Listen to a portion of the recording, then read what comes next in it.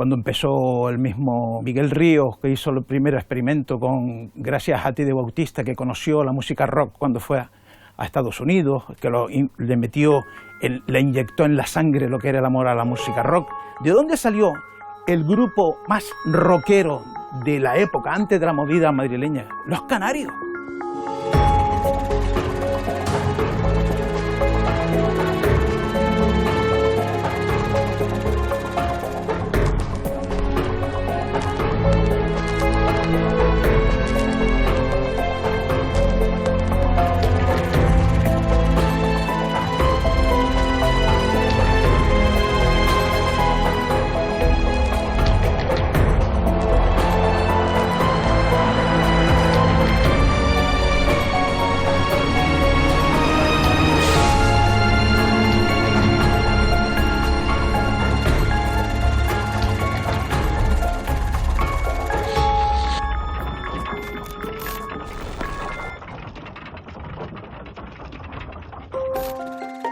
La movida es un movimiento musical que realmente viene tanto de Estados Unidos como sobre todo de Inglaterra, es lo que se llama allí la New Wave, y está centrada básicamente en el año 77. A partir del año 75, con la transición, y ya en los 80, pues fue una época de efervescencia absoluta. Pero no solamente de efervescencia, es que la gente quería lo contrario de lo que había tenido. Atahuacante, Venus en Surf, La Pista Búlgara, La Época, el grupo mío se llama Doble Sentido, Palmera, el Donosti, el Diseño, que era un par que se funciona muy bien, Cupé, Cuperón, surgió la B52, luego había discotecas que eran muy famosas a nivel internacional, o sea, yo en su momento trabajé en el Saxo y era una discoteca que era conocida en todo el mundo y la gente venía incluso de Península preguntando por esa discoteca. Que venían los grises, se ponían con la bombona que se llamaba su coche, de espaldas, o sea, a la entrada del local, que era por ejemplo el Saxo, y entonces cuando ellos llegaban, pues eso, las pastillas corrían por el suelo. La gente se destapó, entre comillas, no solamente lo ideológico, sino lo que no podía ser, que es el tema erótico, sexual. Fue una época de gran riqueza cultural, con una explosión musical sin precedentes y nuevas formas de entender la vida. Eran los años de aquello de sexo, drogas y rock and roll. Hoy, en Objetivo Canarias, repasamos las luces y también las sombras de la historia de la movida en Canarias, pionera en todo el territorio español.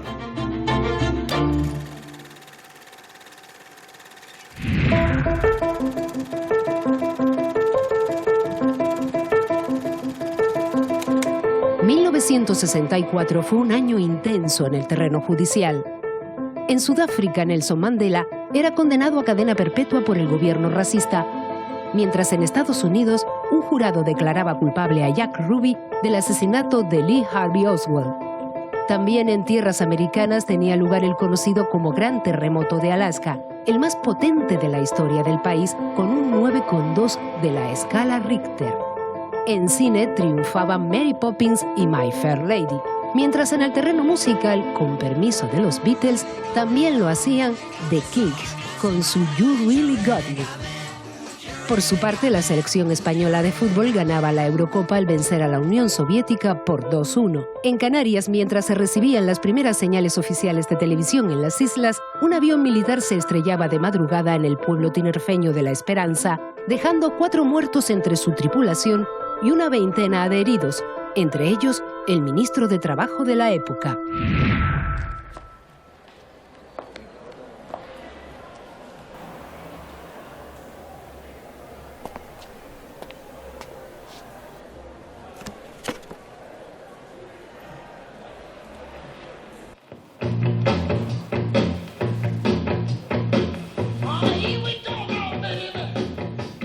Get on Your Knees, uno de los grandes éxitos de Los Canarios, la banda fundada por Teddy Bautista en 1964.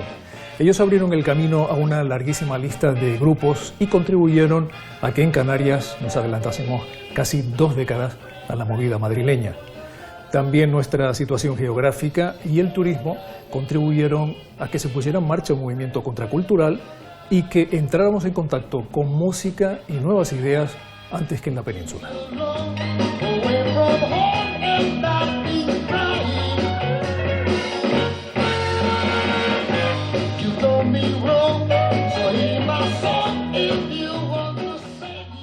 Canarias ha sido el crisol de la música rock para el resto de España.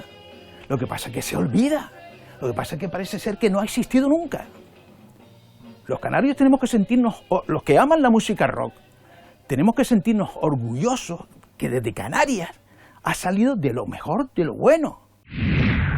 14 de junio de 1961 se celebra en Las Palmas de Gran Canaria el primer concierto de rock denominado en aquel momento Música Moderna. Lo da una banda llamada Teddy Ray and the Devil's Rock, liderada por Teddy Bautista, que en aquel momento solo tenía 17 años. El grupo cambia su nombre a Los Ídolos, pero al iniciar una gira por Estados Unidos, la formación se rebautiza como The Canaries. Al regresar a España pasan a llamarse Los Canarios, manteniéndose activos hasta 1974, año en el que el grupo publica su doble LP Cielos y posteriormente se disuelve. Si Los Canarios son el grupo estrella en Gran Canaria, Los Sombras lo son en Tenerife. Lo integran Leopoldo Mansito, Manolo Santana, Carlos Guigú y Chiqui Núñez, que usan el club Agogó en La Laguna como cuartel general de la banda, donde se reunían amantes del rock y de unos Beatles que ya explosionaban en Europa. Aquí no se vivió o no se vivieron esos años de igual manera, sino que fuimos un poco por delante también, porque el franquismo, que también lo padecimos, nos quedaba un poco lejos. Estaba en el territorio nacional, claro, en el territorio peninsular. En los años 50 hay mucha gente que ya emigra, incluso a países como Suiza, como Holanda, como Inglaterra, y empiezan a importar tendencias. En aquel entonces fue durante muchos años una moda salir a esas horas de la noche, meterte en una discoteca, escuchar música de la última, que venían de grabaciones traídas de Holanda e Inglaterra. ¿De dónde salió el grupo más rockero de la época, antes de la movida madrileña? Los Canarios.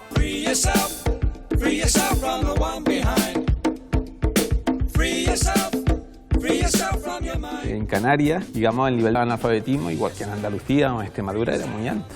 Y entonces, digamos, lo cultural está siempre vinculado a, digamos, al desarrollo económico, social y cultural.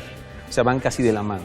Cuando empezó el mismo Miguel Ríos, que hizo el primer experimento gracias a Teddy Bautista, que conoció la música rock cuando fue a Estados Unidos, que le inyectó en la sangre lo que era el amor a la música rock. Llegaban un poquito a cuentagotas, y para ciertos grupos o ciertas personas que, como por ejemplo Teddy Bautista, la recogieron con una intensidad diferente y fueron un referente a nivel nacional. Pues que aquí llegaba toda la música venida de Estados Unidos, desde Inglaterra, Alemania. Todos los experimentos musicales pasaban por aquí, por Canarias. Justamente por nuestra situación geográfica, por ser un lugar de destino turístico, por esas influencias, esas ideas que venían constantemente a las islas, aquí nos adelantamos a nuestro tiempo. Sí, eso está históricamente probado, ¿no? Es la época del Puerto Franco, el Canary Island, el comercio con Inglaterra. Nos adelantamos en nuestra época, sino que llevábamos adelantados de antes. O sea, el fenómeno de la Gaceta del Arte de Eduardo Wester, de Domingo Pérez Minic, esos que eran nuestros mayores, eran unos adelantados, y eran unos adelantados precisamente porque esa conexión que tenía Canarias con Europa a través de su exportación de tomates y plátanos y los puertos francos generaba un movimiento no solo de mercancías, sino de ideas. Una ciudad con puerto y una ciudad abierta, mal que les pese a todos los censores y a todos los políticos que hay detrás. Llegaban los discos antes, las guitarras y los amplis eran mejores de las que había aquí. Nos retrotraemos un poco lo que el cambullonero, ¿no? El Can by Johnny, todavía en los años 60, un poco, ¿no?, de que llegaban los marineros o algunos empresarios que iban a Inglaterra, canarios, traían para sus hijos. Desde Black Sabbath, Led Zeppelin, Deep Purple, Pink Floyd, toda la música anglosajona que llegaba aquí, y era realmente lo que gustaba no solamente a la gente de Prana, sino la mayoría del público canario oía ese tipo de música. En el 70 estaba David Bowie, estaba Bob Dylan. Era una música que escuchábamos todos un poco casi de extraperlo, digamos, ¿no?, a escondidas, porque era como la música del demonio, porque eran los años 70, esa música venía de fuera, se vendía en los sótanos. Alguien me ha contado que escuchó discos de los Beatles, antes de que llegasen a la península, los estaba poniendo en su casa, ¿no? Estábamos un poquito más adelantados que en la península. Un hombre se ponía el pelo largo y le decían Mariloli, o le decían esas cosas que no se pueden entender, ¿no? Que no se han entendido nunca. Aquí no pasaba tanto. Porque estábamos continuamente influenciados, digamos, por un género musical que traía la mayoría del turismo que venía aquí a Canarias. Venían ingleses, nos hacíamos amigos y los íbamos a ver. Íbamos a Ámsterdam o salían de viaje. Era muy cosmopolita el Gran Canario. ¿Qué es la movida? Bueno, pues la movida es un movimiento musical que realmente viene de tanto de Estados Unidos como sobre todo de Inglaterra, es lo que se llama hoy la New Wave, y está centrada básicamente en el año 77. En los 70 estaba muy marcado lo que era la moda, porque como habían tantas suecas, en los 70 eran unos suecos, pantalones de pata de elefante o campana, como le llamaban, que eran que te cubrían el zapato, y muchos íbamos a Chamari, era una tienda muy famosa, donde compraba los pantalones. Y al establecerse la modernidad, pues se establecieron nuevas costumbres, nuevos hábitos, nuevas convicciones, nuevas creencias. Luego había una tienda también en las canteras que vendían pantalones suecos, que era una maravilla. Las camisas, muchos iban a bulnes, porque te daban 2 por 1. Y cuanto más largo era el cuello, en los extremos de los hombros, pues más moderno era. Y si encima era la camisa era de flores, pues riega eso, que estaba fantástico.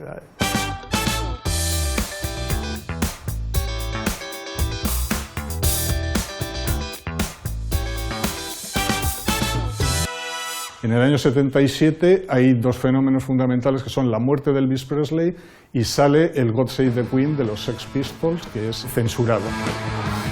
Ese movimiento se transmite por toda Europa y llega a España, donde digamos que el germen de todo es la movida madrileña, que se inicia con el concierto a Canito en la Escuela de Caminos, y de ahí van a emerger una serie de grupos que van a empezar a publicar realmente a partir del año 80, ¿no? El primer disco de Radio Futura, el primer disco de Nacha Pop. Ustedes son un grupo de la premovida, por decirlo de alguna manera. Sí, igual que Radio Futura. Lo que pasa es que ellos, porque Radio Futura sacaron discos, yo creo que el mismo año que el Erupto del Bisonte, que era el de Yo caí enamorado de la moda juvenil. Lo que pasa es que ellos siguieron, tuvieron el aguante y el empuje para seguir adelante y lo consiguieron. Los 80 fueron los años de la movida. Pero para entender lo que estaba ocurriendo o lo que ocurrió en esa década, tenemos que irnos también a los años anteriores, a las décadas anteriores, 60 a los 70. ¿De dónde veníamos? A partir del año 75, con la transición, y ya en los 80, pues fue una época de efervescencia absoluta. Pero no solamente de efervescencia, es que la gente quería lo contrario de lo que había tenido. Y en los 80... pues era más pop, más movida pop, más variopinta. Y fue la explosión de color, la explosión de música. La gente dejó de cantar en inglés y cantaba en español. Y estaba Radio Futura y estaba Madonna también, que fue tremendo. Los Loquillos, Gabinete Caligari, Alaska, Los Secretos. La gente se preocupaba más por tener un look apropiado, imitando lo que venía de Londres, que lo que era la música en sí. Los 70 no es como ahora, que baila el reggaetón y es todo igual. Ahí tenía el rock, a lo mejor que muchos lo bailaban con la cabeza, ¿no? Bueno, y ahí todos sabían tocar la guitarra, ¿no? Porque era así, ¿sabes? Que bailaban, se pedía la pista. Súper gracioso. Pero como fenómeno musical no creo que haya que darle tanta importancia. Es más como un fenómeno social, cultural, sí. Cuando fuimos a grabar el primer disco a Madrid, la mayoría de los grupos que estaban tocando en los garitos por la noche no sabían ni afinar una guitarra. Yo creo que la mejor época de Las Palmas fueron los 70, 80. En Tenerife, Santa Cruz, no había esa vida nocturna. La vida era en la laguna, donde estaban todos los estudiantes, y habían unos pajes encantadores maravillosos. Yo iba mucho a Tenerife también para variar. La laguna, tenían una cosa que era maravillosa, que era la laguna en sí, y la gente joven que se reunía en los sitios y cantaban y se pasaban la noche juntos, y también la laguna tuvo un mundo nocturno también importante. La isla de Gran Canaria era el centro neurálgico de lo que era la movida, de donde venían todos los peninsulares aquí a Las Palmas. espectacular, o sea, la gente que venía de fuera se quedaba encantada con la noche de Las Palmas de Gran Canaria, porque habían unos locales específicos que había que recorrer. La gente salía, como dices tú, de domingo a lunes, toda la semana. Los viajes eran caros, nuestras familias estaban aquí, entonces el grupo de Cuenca pues podía vivir en Cuenca y tener el apoyo de su entorno familiar y todo eso, y ir a Madrid a hacer sus actuaciones y moverse por la península. Nosotros no podíamos hacer eso. La gente ya empezaba a trasladarse de lo que era la zona puerto a la zona que le llamaban el Triángulo, donde estaba el Donosti, el Diseño, que era un parque que se funcionaba muy bien, Cupé, Cuperón, surgió la B52, que era una discoteca fantástica, muy grande, que hacía unas fiestas geniales. Nosotros tocábamos en Chueca o en Malasaña, en Baretos, haciendo versiones de, no todo el grupo, sino Tomás y yo, a lo mejor con un batería y otro guitarra de Madrid, haciendo versiones de rock and roll y cosas de esas, simplemente para poder reunir dinero para poder pagar el alquiler y poder comer. Y también traía música en directo de la movida madrileña, La Unión, Semenap, lo mismo que Utopía fue la sala por excelencia también de la movida aquí local. Nombraría a esas personas que sirvieron de hilo conductor o de columna vertebral para que la movida, te voy a nombrar las de Gran Canaria, Marichuz, Utopía, Juan Salán, Pabla Calle, Toñín Barrera, El Cuasquías. Venían muchos de fuera artistas, eran escritores, cantantes, artistas, periodistas, que se combinaban mucho, sobre todo periodistas estaban mucho en el gas y del gas iban a Utopía. Tantos grandes artistas o artistas que fueron, vamos, antológicos y clásicos de los 70, como los Yardbirds, como Wilco Johnson, como Exploited, bandas punk, o sea, Juan es que trajo de todo. Que en los 80 estaba Felipe González, vino del Partido Socialista, entonces la gente había una noche en color, había más animación, entonces en las discotecas también trabajaban diariamente, ahí las discotecas no cerraban sino un día a la semana, a lo mejor el domingo, o algunas no cerraban ninguna. ¿Qué es la movida canaria o qué debemos entender como tal? ¿Cómo la definiría? Bueno, no sé si a lo mejor es demasiado grandilocuente llamarlo movida, ¿sabes? Porque en el fondo fueron cosas que fueron situaciones, grupos o manifestaciones culturales que se fueron dando en distintas islas. La movida fue un movimiento que surgió a raíz de que unos niños de papá madrileños, que tenían además contacto con los medios de comunicación y con las productoras de televisión y eran los hijos de grandes directores de cine y cosas así, pues tuvieron una publicidad y una promoción. Todo era postureo, más que música era el postureo. Evidentemente de ahí salieron grupos como Los Secretos, como lo que fue Naya Pop, y fueron progresando.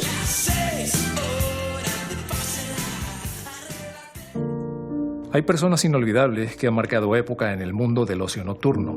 Es el caso de Marichuz Royz Martinena, que iluminó las noches del Utopía y la juventud de toda una generación de la movida en Canarias.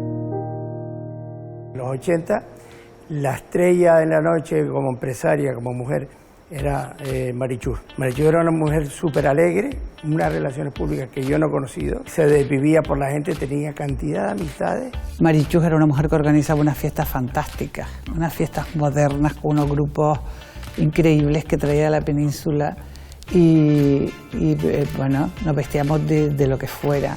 Noches temáticas, con creatividad, con gracia. Utopía se hacía unas fiestas que eran geniales también los martes, y transformaba en 24 horas la discoteca para hacer una fiesta. Y ahí te disfrazabas, ibas acorde con lo que era la fiesta de andar por casa, la fiesta de la Metro Golden, la fiesta de la familia Monster. La gente joven ahora se tiene que inventar la noche, ¿sabes? Antes te inventabas a ti mismo para ir a esa noche que ya estaba creada porque había una Marichuz, un Tommy, un Fran Rivero, gente que nos daba la noche hecha. Y Marichuz ha sido yo creo que las mejores relaciones públicas que ha habido en la noche. En el Utopía era el sitio donde convergían todas esas músicas modernas, todas esas movidas. Ahí si podemos hablar del paralelismo con la movida madrileña, te lo podías encontrar en el Utopía. No era mi jefe en aquella época, sino que era una gran amiga mía, ¿no? La música en vivo fue muy importante en los años 60 y en Las Palmas de Gran Canaria la Sala Flamingo fue una de las pioneras. Durante casi 2 décadas el archipiélago contó con medio centenar de locales donde descubrimos un montón de bandas surgidas en las islas. Además de los Canarios, los Shadows, Hermanos Brothers, Teclados Fritos o Prana, por poner algunos ejemplos.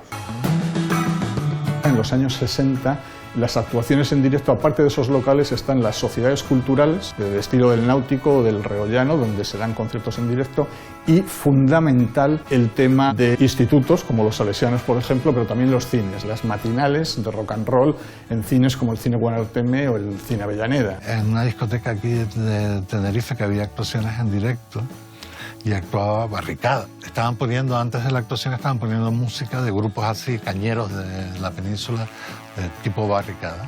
Sonaba potente. Y en medio de esa ráfaga pusieron Las llaves de la moto. Devuélveme la llave de la moto y quédate con todo lo demás. Devuélveme la llave de la moto. Y a mí lo que me sorprendió es que la caña que tenía la canción era equivalente a la de las otras canciones, a que aquello no se cayó. Y dije, joder, pues no éramos tan malos cuando hacíamos discos, que logramos grabar en aquel momento una canción que sigue teniendo fuerza hoy en día. Devuélveme la llave de la moto. Años 60, Las Palmas de Gran Canaria.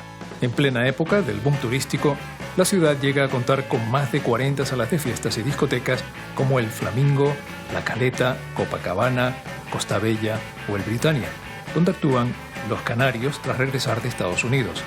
En Tenerife también se prodigan las discotecas como el Samantha, el Sintra, el Sloopy o el Garaje. Más adelante, en la década de los 80, las calles de la zona del puerto, en Las Palmas de Gran Canaria, acogen a locales como el Utopía, Coupé, Rómulo McDonald, Diseño o Toca Toca. En Tenerife, el Agogo, el Q e incluso la Plaza de Toros acaparan la noche. Más tarde hicieron lo propio en La Laguna discotecas como el Ringo Starr y el Equilibrio.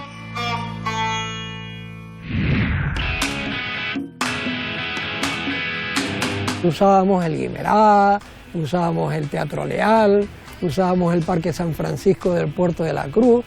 En Tenerife, digamos que el local clásico durante los 60 es el Agogo, que lo lleva Jesús Beltrán, manager por otra parte de Los Sombras. Había un grupo que se llamaba Samara, de los hermanos Capote, que eso era increíble. Eso salían al escenario con un cajón de muertos, lo ponían en el suelo, se abría la tapa y salía el cantante. Los locales, los pequeños locales del estilo del Búho, de muchísimos locales que ha habido en La Laguna, y luego eso ha ido evolucionando, yo diría que perdiendo un poco, ¿no?, el número de locales. Y en Las Palmas, a finales de los 60, que estaban las salas de fiesta y empezaban a nacer las discotecas, pues cogimos el boom turístico, sobre todo nórdica. Yo, por ejemplo, me he criado con la música en la calle y en la fábrica, básicamente, la época de la cava, lo que era el Centro Insular de Cultura hacía también conciertos. El sector turístico más vanguardista, que estaba más en la onda de la música que se hacía en aquel entonces, iban a los locales de aquí, de allí de Las Palmas de Gran Canaria, muchísimos locales, el Saxo, montones. Y la noche era un bullicio permanente, ¿no? Luego había discotecas que eran muy famosas a nivel internacional. O sea, yo en su momento trabajé en el Saxo y era una discoteca que era conocida en todo el mundo y la gente venía incluso de Península preguntando por esa discoteca. El Saxo era como muy especial. El Saxo se mezclaba gente que venía de fuera, intelectuales, escritores, artistas. Había muchos locales de ese tipo en esta ciudad. Era de verdad que la noche merecía la pena vivirla. La última música de vanguardia la oías en el Saxo. Querías la música para dedicarte a bailar y ponerte a ligar la sueca de turno, la alemana o la inglesa de turno. Pues había otro tipo de discotecas que eran más para bailar y tal. Hacía eventos, nos reuníamos todos, y además gente muy dispar. No era que todos fuéramos ni los más modernos ni los más tal. Que era la época que también pues triunfaban muchos conocidos de la noche que, bueno, lamentablemente ha fallecido en estos últimos años. Como eran Pablo Bucarelli, que era Relaciones Públicas del Tantán, y creo que Pepe Madonna empezó en el Trébol. Las grandes estrellas que habían en aquella época eran los recesionistas, porque esto estaba lleno de apartamentos. Pero los recesionistas era lo que te llevan mucho a los extranjeros a la discoteca. Había muchos tiqueteros en aquel momento que daban sus tarjetas y le daban hasta comisión a los recesionistas. e incluso tenían botellas en la sala, se mimaba mucho a estas personas porque atraían gente. Aquí se salía directamente a la discoteca, a lo mejor cenabas en casa, no sé qué, y salías. Cuando eras más jovencitas mentías de una manera descarada, decías que ibas a casa, te quedabas en casa de no sé quién o te escapabas por no sé dónde. Habían más de 50 discotecas en los 70 y entonces estaba luego para el público local, triunfaba mucho primero el Trébol, después el Tantán, porque estaba la zona Arenales, que habían varias discotecas, y luego lo que era la zona portuaria, donde se centraba todo lo que era la movida de noche. En aquella época pues habían discotecas una frente a otra. El Toca Toca llevaba una pancarta inmensa con Pepe McDonald, con Tommy Roca. Esa gente fueron los profesores, digamos, los maestros de lo que era una noche divertida. La característica también de las discotecas de los años 70 es que en la gran mayoría tenías que bajar, eran sótanos. En Toca Toca se cantaba mucho Frank Sinatra. Sí, además ellos tocaban el piano, cantaban, Tommy tocaba, Pepe cantaba. Hubieron grandes conciertos aquí, toda la movida madrileña casi toda pasó, o bien por la Grada Curva, o bien por Pepe Don Calves, por otros espacios. Y la gente se repartía en conciertos, aquí vino Alaska varias veces, yo veía casi toda la movida en la Grada Curva, ¿no? Y Mogambo era una maravilla, que fue Miguel Rivero, Antonio Machín y Juan García Machín, los dos hermanos, ¿no? Con sus mujeres que ayudaron muchísimo, Nandi y Rosy Dávila, Nandi García y Rosy Dávila, que ayudaron, era como una familia, montaron un local espectacular, completamente forrado, sillas y sillones, todo de leopardos y de cebras y de no sé qué, y nos dieron otra vez, nos volvieron a la noche de la fantasía, la noche que tiene que ser distinto a que vayas a estudiar, a que vayas a trabajar, a que vayas tal. Nos metieron otra vez en el sueño, ¿no? Pero ya te digo que los 70 fue el gran boom turístico hasta que luego empezó a crecer el sur y la gente ya se desplazaba más al sur, sobre todo el turismo. El problema de que se cerraran los locales fue político, no tuvo nada que ver. El sur se abrió con el Beach Club, que era un sitio espectacular, donde llegabas a mediodía, podías comer y pasarte la tarde, y luego a la noche se abrió la discoteca y era con el mar al lado y tal. Y los locales del sur, el Kioto, lo que empezó en la época a funcionar, funcionaba todo con gente que veraneaba nosotros en el sur. No te cuenta que en los 70 ya estaban decayendo lo que eran las salas de fiesta, que eran muy famosas, estaban las Cuevas, que eran en los 60 eran una de las estrellas, estaban Altavista y estaba el Flamingo. En Flamingo estuvieron Cliff Richard y los Shadows, estuvo Teddy Bautista. En Altavista pasaron los grandes cantantes del momento, tanto latinos como británicos o americanos. Pero la ciudad durante el invierno funcionaba hasta que empezaron, le digo, los políticos de una cierta época a cerrar locales. Y entonces el empresario nocturno ya no invertía, ya no se hacían conciertos en los espacios cerrados y tal, y la gente dejó un poco de salir. Yo creo que es la inacción política la que ha hecho que al final esa movida que hubo en los 90, ya te digo, yo la interpreto con el cierre del pub La Calle, de la fábrica, después del Cuasquías. Para mí eso fue la herida de muerte. La premovida canaria fue más allá de las Islas Mayores y llegó hasta Lanzarote, que vivió un auge cultural inesperado.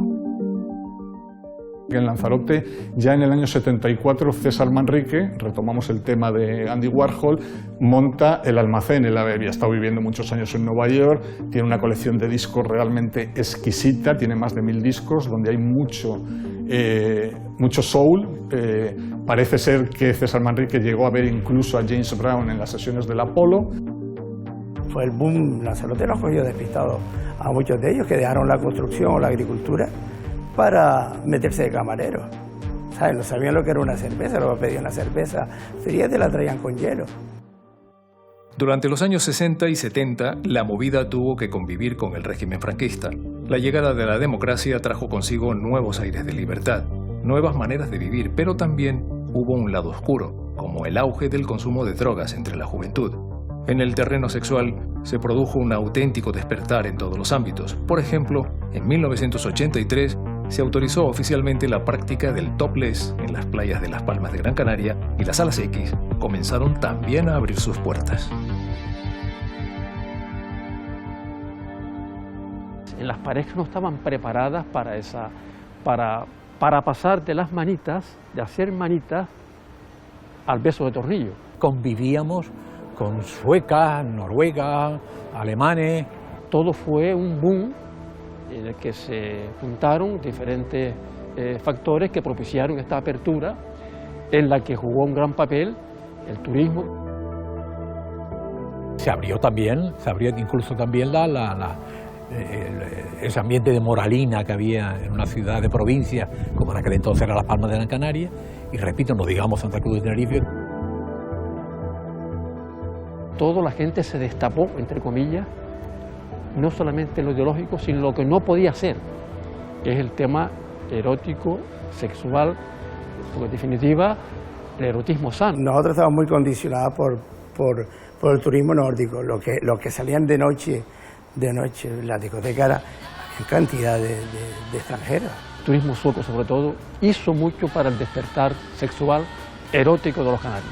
En aquel momento se liaron con Suecia y se fueron a vivir a Suecia. Y aún muchos de ellos continúan trabajando en Suecia porque se casaron con suecas. Era el boom de la sueca. Las neurohormonas están ahí, y más en los jóvenes. Y hay que darle salida, ¿no? Si encima hay estímulos externos que vinieron, como acabo de decir, de las playas, de la música. Habían tantas mujeres en algunas discotecas que necesitaban chicos.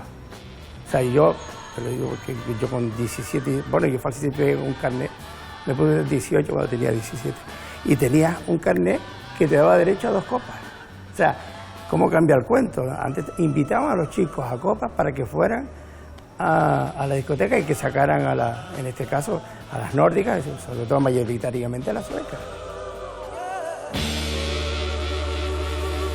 Dentro de ese despertar sexual nos aparecen también de repente las salas X, el cine porno, el topless, todo lo demás, o sea que es como una aluvión, es un cambio muy radical. ¿Cómo nos cambió eso la vida? Se vivió con mucho respeto esa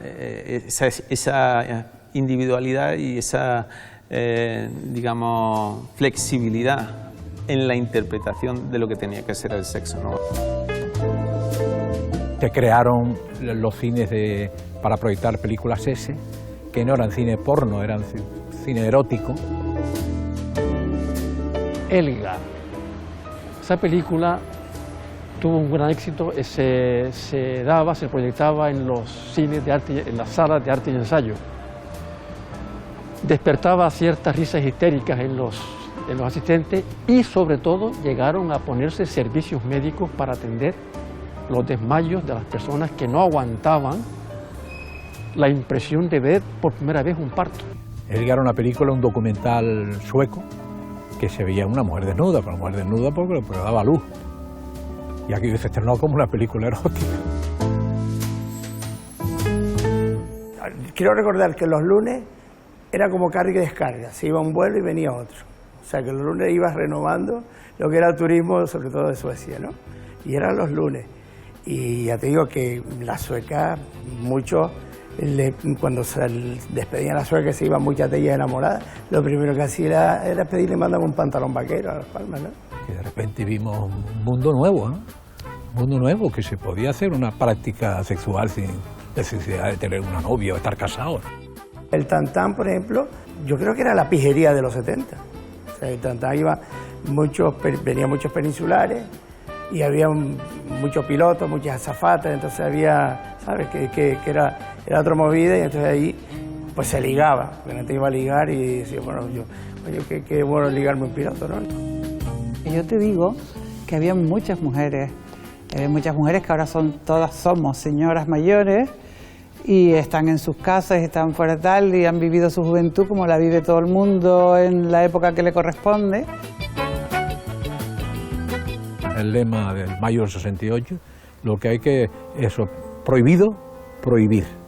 La naturalidad de cuando las cosas se prohibían y se penaban de aquella manera, que venían los grises, te hablo ya de los finales de los 70, que venían los grises, se ponían con la bombona que se llamaba su coche, de espaldas, o sea, a la entrada del local, que era por ejemplo el Saxo, y entonces cuando ellos llegaban, pues eso, las pastillas corrían por el suelo y se llevaban a una gente que era siempre la misma. Recuerdo ver escrito un grafiti: la droga mata lentamente, pero no tenemos prisa. Cuando sale la efervescencia que tuvo lo que es la movida y todo lo que es el proceso, digamos, de reconversión, tanto cultural como social que tuvo España, la droga se pone en el primer plano. Cuando se hacían encuestas, era una de las cosas que más preocupaba. El consumir cierto tipo de droga forma parte de esos factores dinamizadores de una apertura hacia nuevos mundos, en definitiva, porque, vuelvo a decir, no podemos olvidar de dónde veníamos, sobre todo en Canarias, de la represión.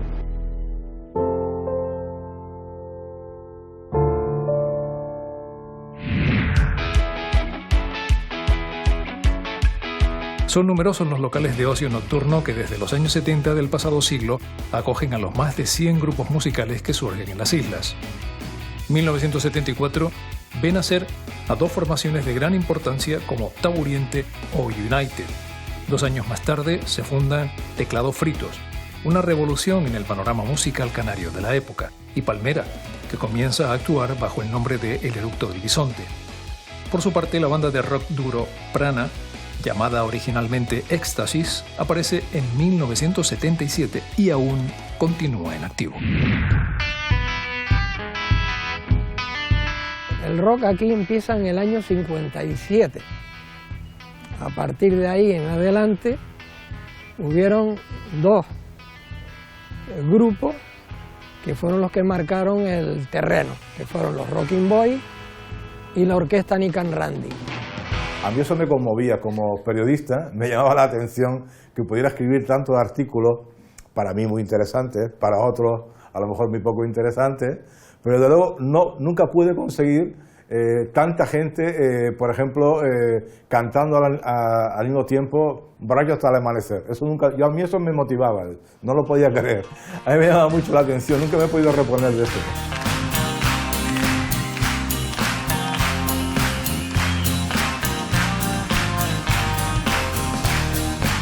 ¿Y por qué Los Coquillos? En un momento donde había otras bandas que eran moral femenina, que eran unos nombres así como más rebuscados, ¿por qué Los Coquillos? Teníamos un mote de pequeño en las chumberas, y era que mi hermano Fran le decían el Coco, y era tan famoso como el Coco porque es muy feo, que mi hermano Miguel, el actual guitarra de Los Coquillos, era el Coco grande. Yo era el Coco chico y mi hermana era la hermana del Coco. Y entonces fue una de las... buscando nombre, me acuerdo que uno de los nombres previos era nos íbamos a llamar Los Responsables de la Crisis. Empiezan a surgir un montón de grupos: los Megatones, los Salvajes, los Menires, los Cosmos.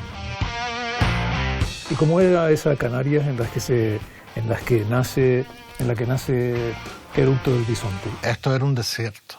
En el momento que nosotros empezamos era un desierto. Se produjo como una especie de gap, un vacío entre la generación de los primeros grupos que hubo en Canarias, que hubo un movimiento muy importante a partir de los 57, 59, durante todos los 60, hasta finales del 69, algo así. Los Misteriosos y los Sombras. Esos son los grupos que más público arrastraban. Entonces empezaron a crear salas y discotecas donde la gente tenía opción de poderlos ver tocar en directo. Ese movimiento donde estaban, yo qué sé, los Apaches, un montón de grupos y una movida que en aquella época estaba centrada en La Laguna, en la Avenida de la Trinidad, en el Club Agogo, que era como la meca del rock aquí. Cuando actuaban, arrastraban el barrio y a veces ocurría lo que no debía de ocurrir, que eran enfrentamientos en los cuales tenía que intervenir la policía. A finales de los 70 desaparece, y hasta que nosotros empezamos a funcionar como en el 75-76, fue una década, una serie, un quinquenio horroroso, donde no había nada, no había ni conciertos de rock en la calle, en locales, no había nada, no habían grupos. El primer grupo que graba aquí son los hijos de los Rocking Boys, que son los apaches. Entonces, después de los apaches, surgen los ídolos en Las Palmas, con Teddy Bautista, ¿no? El único grupo que seguía todavía perviviendo de aquella época anterior era Fire Explosion, que seguían ahí como los últimos de Filipinas. Aquí realmente podríamos hablar de 3 discos icónicos del arranque de la movida con Jaja Records. Estamos hablando del disco de arte moderno, donde están, bueno, aparte de Mandy Capote, están Javier Segura, que tendrá una carrera en solitario y ahora mismo este año 2020 va a sacar un nuevo disco de lo que sería música experimental, y está Juan Belda, que sigue editando con la Juan Belda Beat Band. Está considerado uno de los 20 músicos españoles más influyentes de la música actual. Todos los grupos que tenían nombre o era porque no querían o porque no tenían dinero para grabar, y por lo tanto se ha perdido, por ejemplo, a Los Sombras, que era un gran grupo. No tenemos nada de ellos. Tenemos otro disco que sigue siendo fundamental, que es el disco de Escorbuto Crónico, en Jaja Records también, y un tercer disco, podríamos decir, de inicio de la movida, estamos hablando del año 82-83, que es el disco de Familia Real, donde están Silver, donde está Pistol, que al unirse a Fafe, que viene de Abismo, van a montar Ataúd Vacante, que estos podrían ser los 3 discos fundacionales de la movida en Canarias. Yo hice un concurso en el Club Agogo, no, en ese momento se llamaba Lennon. Hice un concurso Lennon donde metía en un espacio donde a lo mejor pues caben 300 o 400 personas, metía 700 en domingo por la mañana. Y ese concurso lo ganó Familia Real. Había un montón de grupos canarios, además de pop, ¿sabes? De pop y de rock, ¿no? Yo te digo Ataúd Vacante, Venus en Surf, La Pista Búlgara, La Época, el grupo mío se llama Doble Sentido. El premio era un disco y ese disco se grabó, y Familia Real fue de los grupos más modernos de ese momento, que pudo traspasar la frontera, porque uno de los grandes problemas que hemos tenido siempre es que al canario le ha costado muchísimo ir a la península. Yo me traje de Las Palmas a Teclado Frito, los llevé a Madrid también y grabaron su disco. Teclado Frito era una banda que en los años 70 lo hubiese montado en Madrid, completamente convencido, sobre todo en los años 75, 76, convencido. Palmera en su mejor momento con sus 2 discos fundamentales también, hubiese sido un grupazo. En aquella época se cantaba en inglés, no se cantaba en español. Entonces, claro, ocurrió que en una noche tuvieron que cambiar todas las canciones que se hacían para el disco, cambiarlas a español. Una cosa era grabar una maqueta y otra cosa era producir un disco a raíz de esa maqueta, ¿no? El disco de Eructo de Bisonte y el disco de Teclado Frito, las letras se hicieron sobre la marcha. Sonabas en la radio, grababas una maqueta, sonabas en la radio, entonces el tipo del local, pues de este local o del otro, pues te llamaba para actuar un sábado, y bueno, y se formaban sus grupitos. Teníamos la suerte de tener como técnico de sonido en Movieplay a un técnico de aquí, de Tenerife, Santiago Coello, de Tacoronte. Y ese señor le dijo a Casales, que era el que llevaba la promoción: oiga, es que estos grupos no guardan metrónomo, tocan a su bola. Y le dije yo, a su bola sale. Solo ilusiones, sueño, arena y corazón. A partir de ahí grabamos con Eructo de Bisonte. Después ellos, en su trato con Movieplay, llegaron a llamarse Palmera y sacaron otro disco. Nosotros aparecimos en un momento que se estaba produciendo también un resurgimiento de grupos en Canarias, en Las Palmas, por ejemplo, Teclado Frito, Origen. Prana ha llegado a donde quería, ha llegado a donde ha podido, ha llegado a donde le han dejado. ¿Dónde está Prana? Bueno, nosotros estamos donde hemos querido estar, porque cuando nosotros tuvimos la oportunidad de grabar nuestro primer disco a nivel nacional, se nos dio la oportunidad de quedarnos allí, de vivir de la música, Pero cuando vimos nosotros cómo funcionaba aquello y el desencanto que nos llevamos con la producción de nuestro primer disco a nivel nacional, que le habían quitado las guitarras que nosotros habíamos grabado previamente, la distorsión, que le diese un carácter un poquito más rockero, ya que tuvimos que ajustarnos a los parámetros musicales que imperaban en aquel momento, en la época de la movida.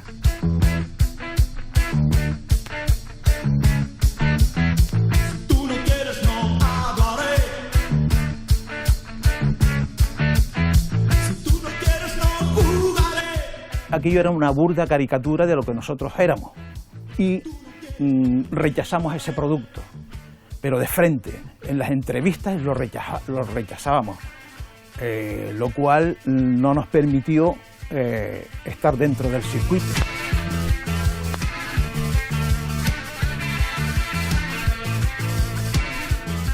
En el momento que nos disolvimos, estábamos preparando el tercer disco de Palmera y había muy buen material en ese disco.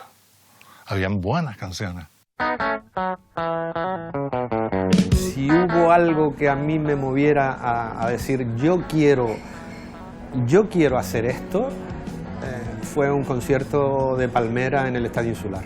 Hasta ese momento todo eran María Jiménez, El Fari, La Pequeña Compañía, cosas así, Pablo Abraira, y empezaron a entrar Mecanos y fue la estatua del Jardín Botánico de Radio Futura. En los 80 lo que tuvimos fue el dominio de Palmera, que es un grupo de pop rock muy divertido, que también les pasó algo parecido, algo similar. Cada vez que se topaban con la frontera de la península, no la superaban. Debajo de todo eso había un submundo que entroncaba con el punk, con el post-punk, etcétera, bandas poco conocidas, pero que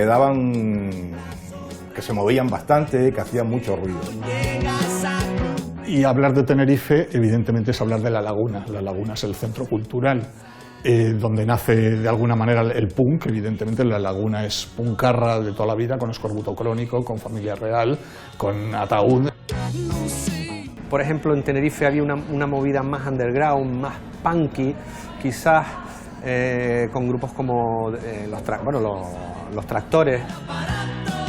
Tomás, un compañero del grupo, siempre ha dicho dos cosas que a mí me hacen mucha gracia. Una, que nosotros éramos notarios de la actualidad, me parecía una pendejada, pero bueno, nos venía muy bien. Y la otra era que íbamos un poco adelantados a nuestro tiempo. Nosotros empezamos en los 90, pero la película estaba gestándose en los años 80, en el año 85, grupos que yo escuchaba en Lanzarote como Marca Acme, en Tenerife como Moral Femenina, los Dalton.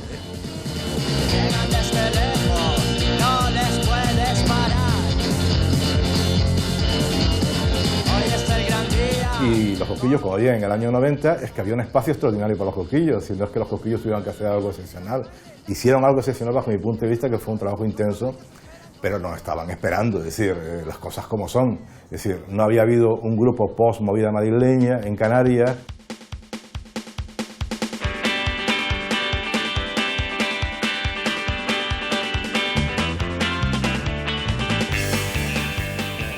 En aquella época lo que queríamos era hacer pop y romper con todo aquello. El mayor problema de Palmera fue que a lo mejor estuvimos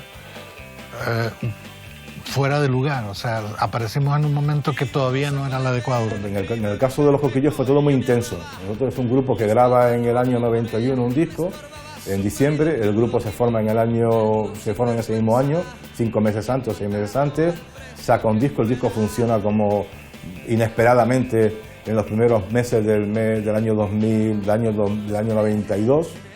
No puedo negar que los 8 o 9 años intensos vividos con los Coquillos fueron de los mejores de mi vida. Sacamos disco en la primavera del año 93. Entonces monta todo el estallido, como hay ante las canteras, Rayos hasta el amanecer, El placer de la venganza, aquellas canciones, conjuntamente con La prisión provincial y La cabra legión, que venían de los discos anteriores. Y tampoco puedo negar que nos comimos casi todo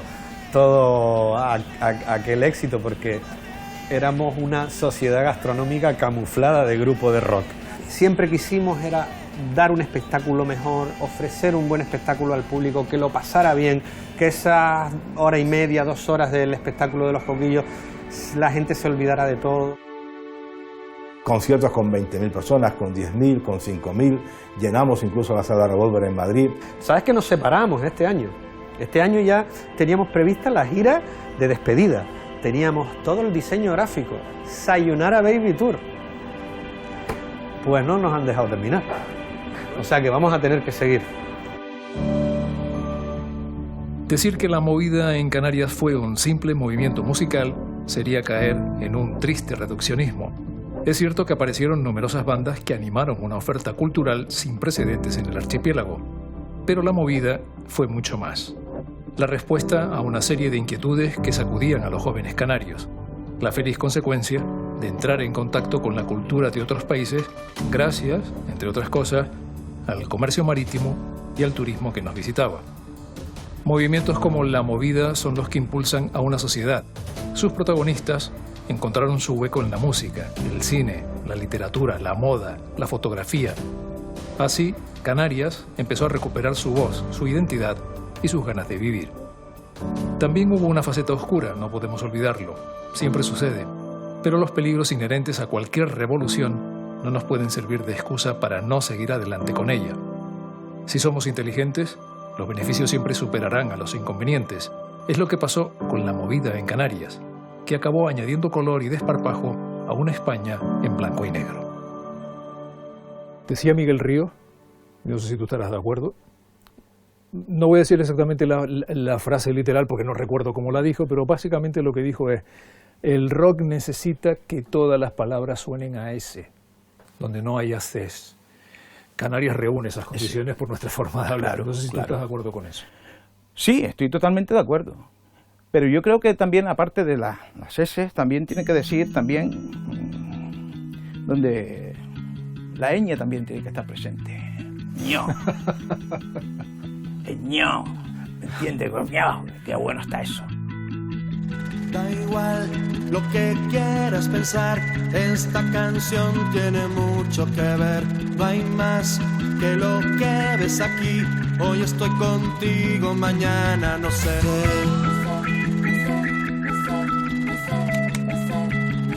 Mañana no sé.